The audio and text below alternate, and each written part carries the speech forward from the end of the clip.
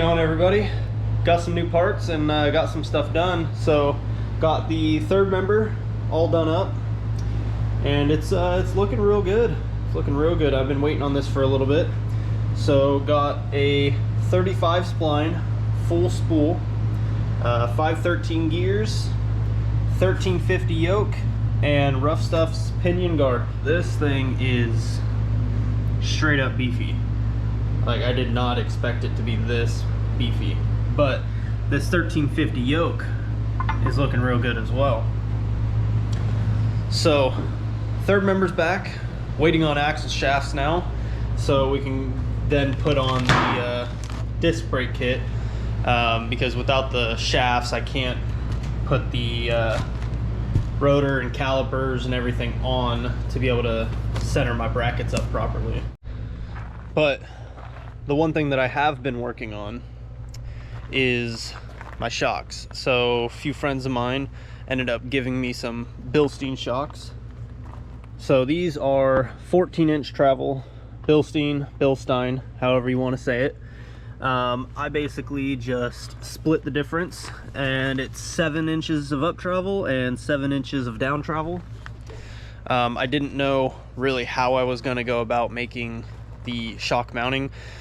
Originally I was going to bend 245s, basically notch them 245s and have it come way up and put the tabs underneath, but I didn't want it protruding way out of the bed. So I think what I came up with is actually going to work real nice.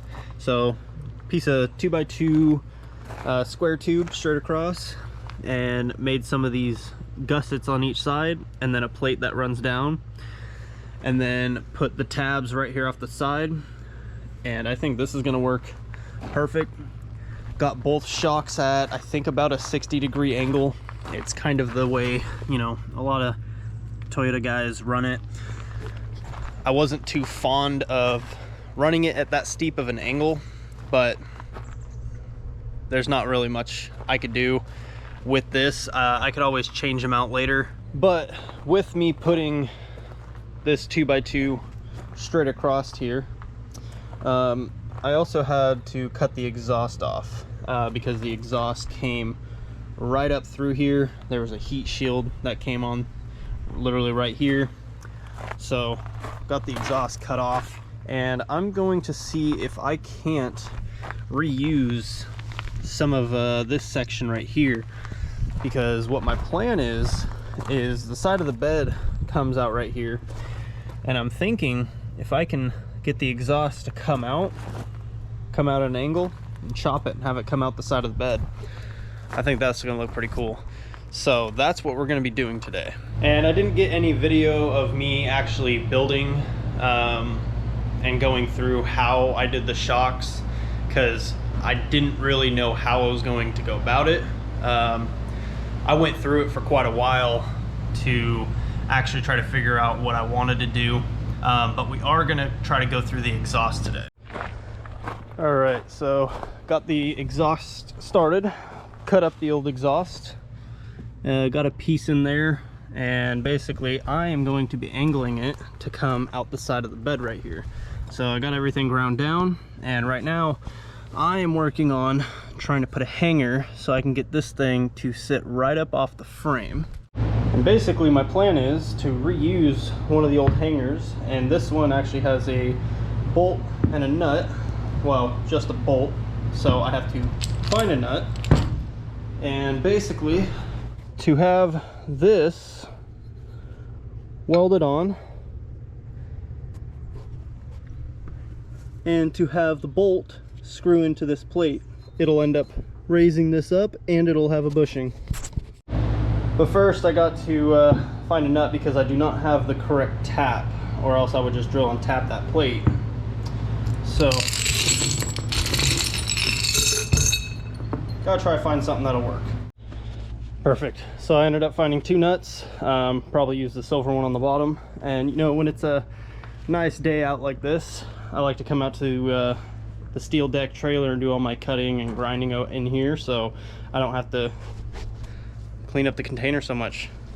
So next I'm going to be cleaning this up, and we are going to go ahead and weld it on that exhaust. and then punch and drill a hole for where this needs to sit.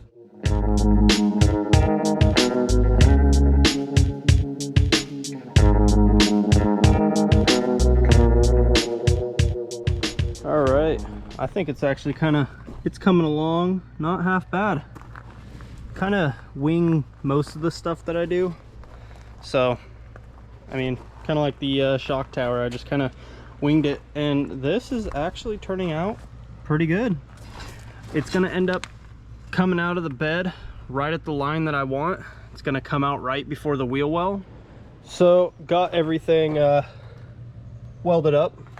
I hate welding exhaust. And then I went and got this piece of 18-inch exhaust pipe, and I think that is going to end up working, because where the bed's going to come out, it'll end up getting chopped right about there, right here at the bed, and this will allow me to angle this away just ever so slightly, because I think the wheel well is going to come right about where this exhaust is going to come out. Not 100% sure yet, because I'm going to be doing 40-inch tires, so we might have to trim the wheel wells out a little bit.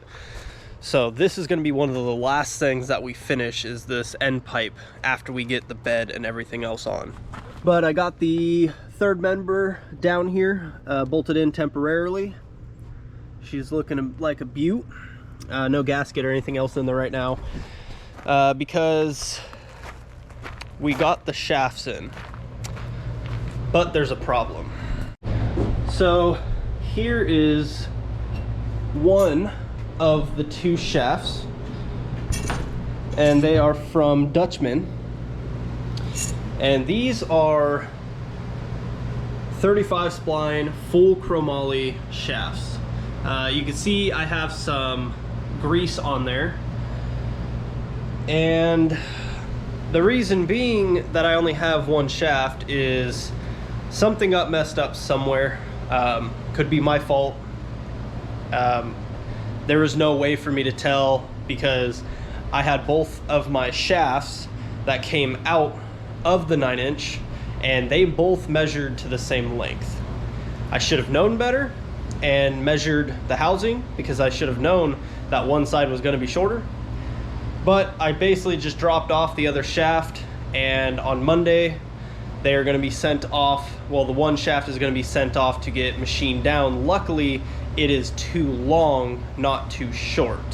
So this shaft is actually for the long side, and the other shaft is going to be cut down a bit and splined down farther. And being that this is the same width shaft all the way through, it's not to the point where I have to buy a completely new shaft. So it's kind of a bittersweet, but what are you gonna do? So this was gonna be part of the project on getting the disc brake kits in, because this bench is looking like a mess, because I have all of my brake lines and my clamps that I need, and now I'm just waiting on that one shaft. So just for a little recap, because until I get the other shaft back, there's not much more I can do. I was waiting on the shafts to begin with. So a recap of what I still have to do just for the rear end. So disc brake kits, run the actual brake lines, waiting on the shaft. Rear shocks are all done. Waiting on the rear drive line, which should be this week. SYE kit is in. Third member's all ready to go. Exhaust is up. Just need to finish welding that piece on once we get the bed on. And I got to finish putting the last two rock lights in and these new buggy whips. So I have a lot of friends that are running these, and if anybody's interested, I'll put all the information for this down below. I've heard nothing but good things about them, and they're fairly inexpensive, so I'm willing to try them out. I'm going to put them in the corner of the bed.